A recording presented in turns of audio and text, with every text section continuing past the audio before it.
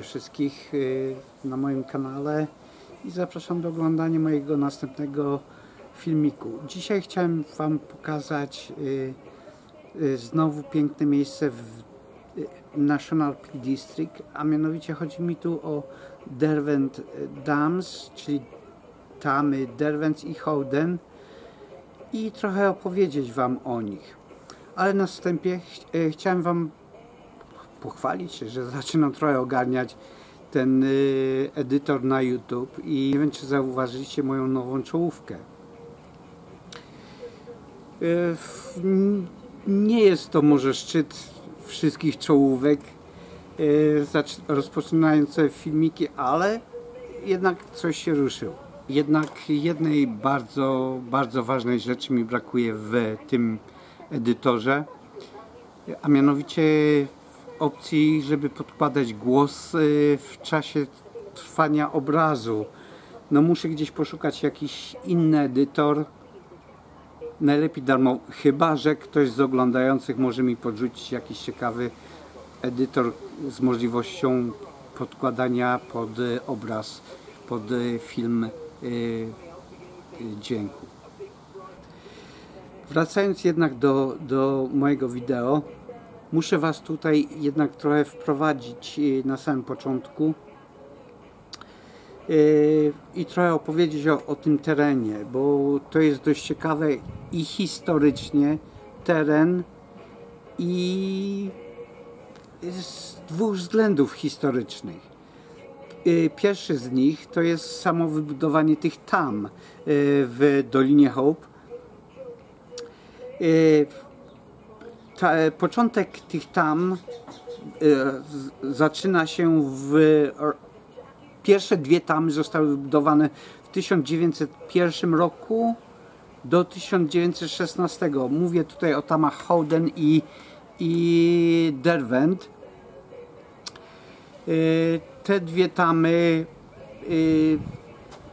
dwie tamy dość, z tymi dwoma tamami jest dość ciekawa historia związana, bo do budowy tej tamy powstała wioska Birchin Lee, która była w tej dolinie w Hope, i ona po wybudowaniu tam została po prostu zalana razem z wsiami, z wioskami Howden i Derwent. I jeszcze do początku lat 70. tam było widać, przy bardzo upalnych latach było widać wieżę kościoła, która się zachowała właśnie w tej wsi Birchin Lee. Ta wieś miała całą infrastrukturę, włącznie z pocztą, z własnym jakimś kinem, z własnym miejscem wypoczynku, szkołą itd., itd. Była to pełna wioska z pełną infrastrukturą, którą tam robotnicy, którzy wznosili te tamy, budowali. Drugą rzeczą,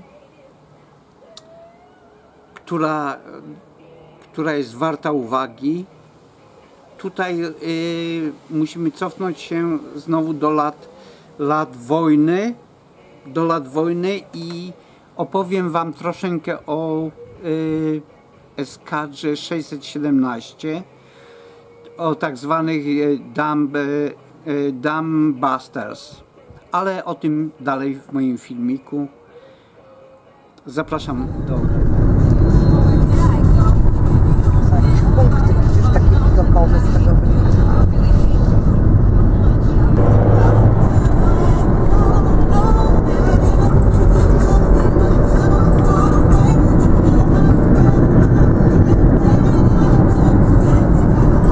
Ładna ta nasza Anglia.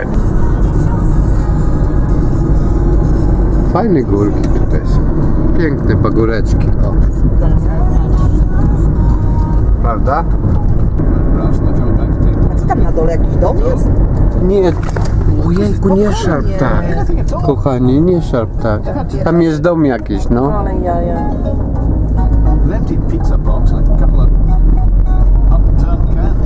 Fajne pagórki mamy tutaj w naszej Anglii.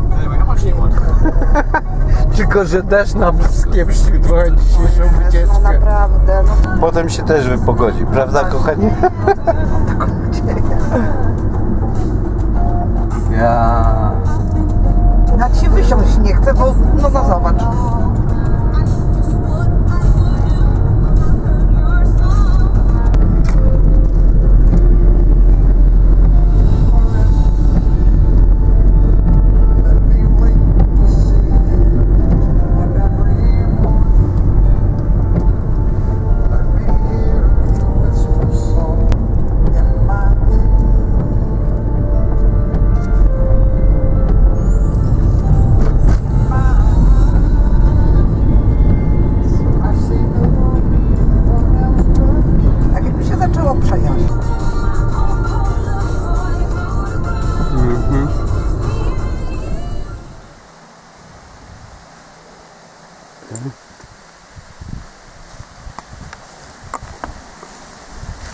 No.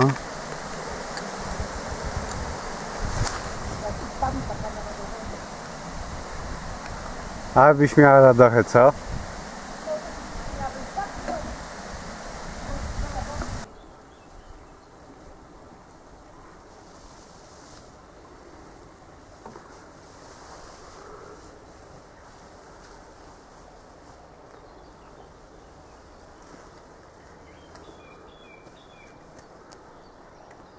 No.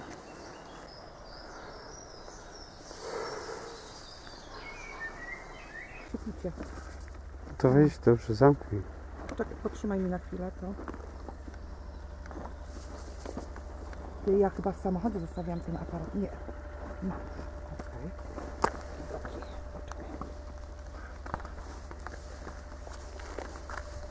Okej.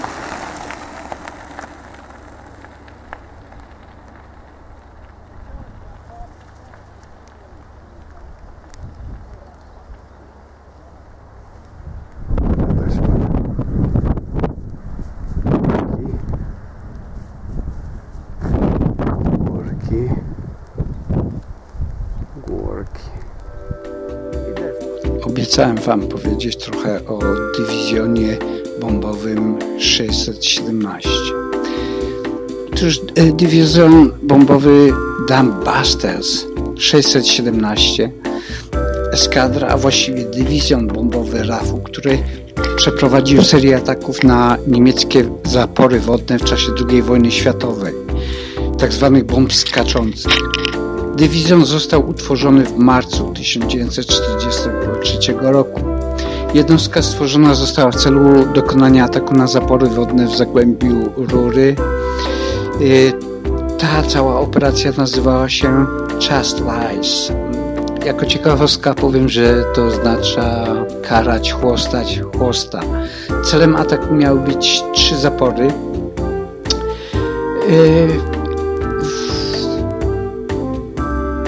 Piloci odbywali intensywne szkolenie w lotach na niskim pułapie, a także szkolenie nad zbiornikami właśnie w Denver Water, w okolicach mojego miasta, gdzie teraz mieszkam, Leicester, a także nad zatoką Wash na Morzu Północnym. Były to loty niskie na wysokości około 50 metrów nad powierzchnią wody. I w czasie tych szkoleń okazało się, że klasyczna metoda celowania na tej wysokości jest mało skuteczna, dlatego zastosowano do celowania układ specjalnych reflektorów, który wiązki światła krzyżowały się na tym pułapie nad celem, co pozwalało na dość dokładne podejście do celu.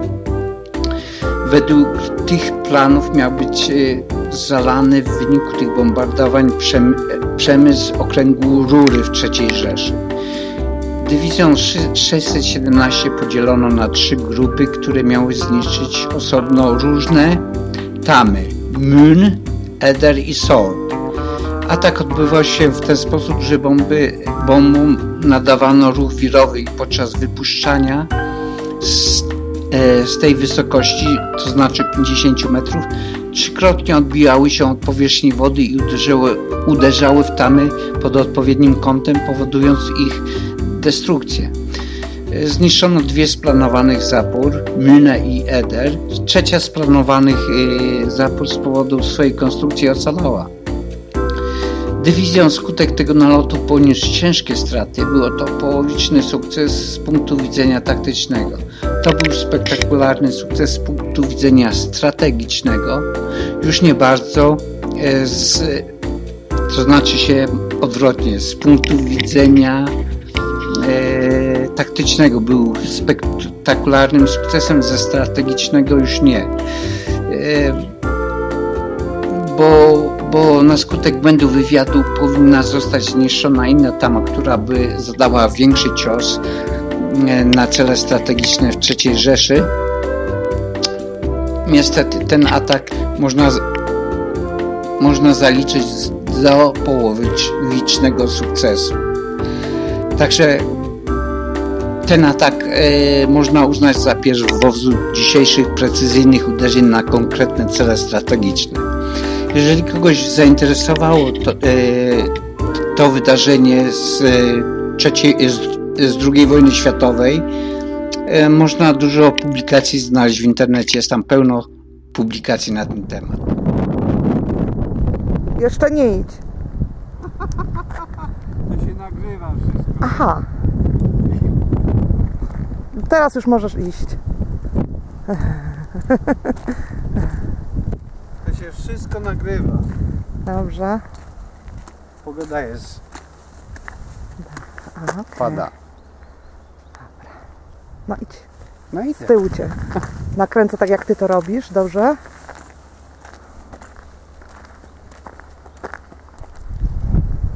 Okej. No. Jest tu jakaś wysepka, no i ta druga tama tam jest.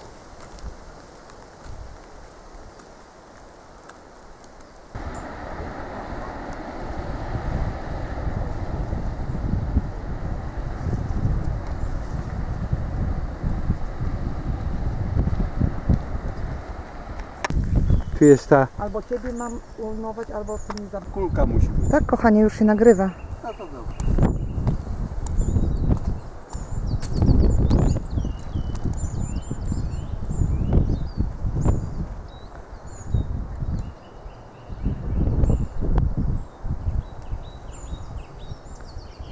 Tutaj jestem, a nie tam, żebyś mi kwiatki jakieś filmowała.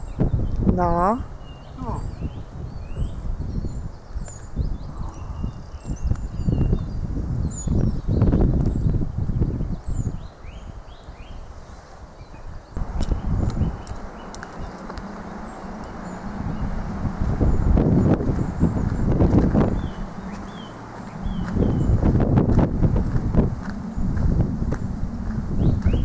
Pewnie się trzęsie ten film.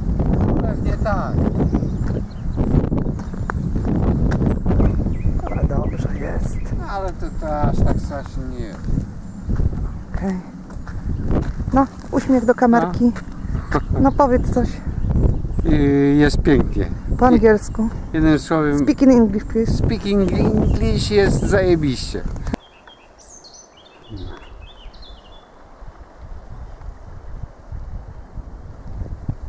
Pięknie.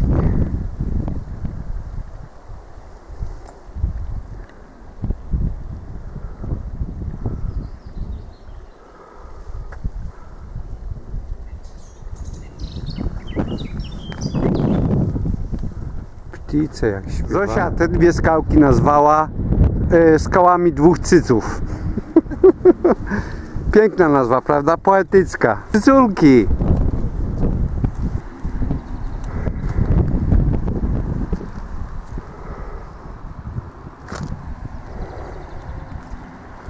I jeszcze raz zbliżenie na 2 cycki.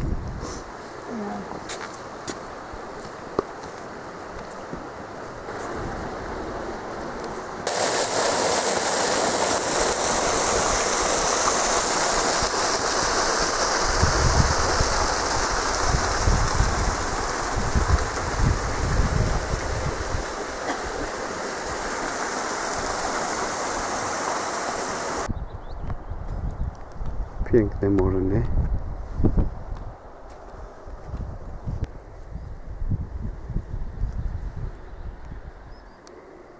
Okej.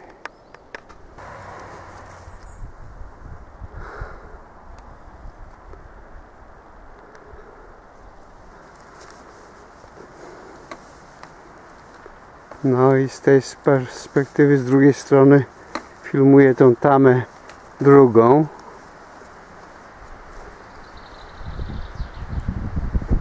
O. I ta wysepka przed tą tamą tam jest.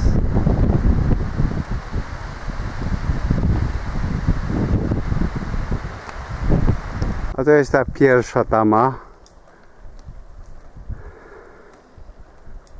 Widoczna z drugiej strony.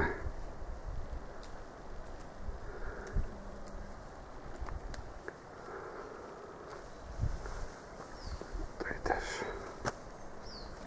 Między drzewami. Wieżyczka.